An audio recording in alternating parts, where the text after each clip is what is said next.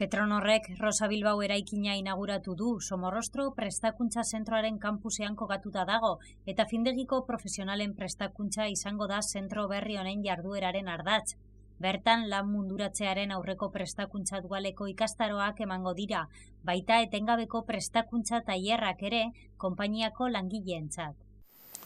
Me gustaría agradecer de manera muy efusiva a Petronor Innovación por su compromiso y apuesta por el centro para poner en valor este espacio y configurarlo como un espacio multifuncional, donde podamos desarrollar de manera colaborativa la formación de tanto del nuevo personal como del reciclaje de sus trabajadoras y trabajadores, y hacerlo apoyándonos en las nuevas metodologías que en la formación profesional estamos aplicando.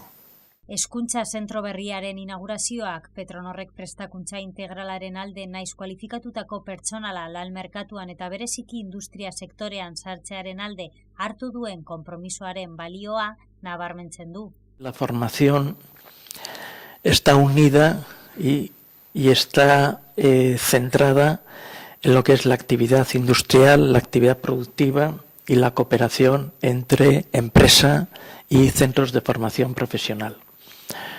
No hay formación dual sin esa implicación entre la empresa y los centros de formación. Y añadiría un punto más, y esto es un mensaje que os lanzo.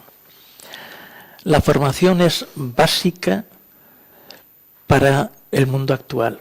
Zentro berria inauguratzeaz gain, ekitaldian diplomak banatu dira instalazio kimikoko operadore bihurtzeko azken ikasturtea amaitu duten 18 ikasleen artean.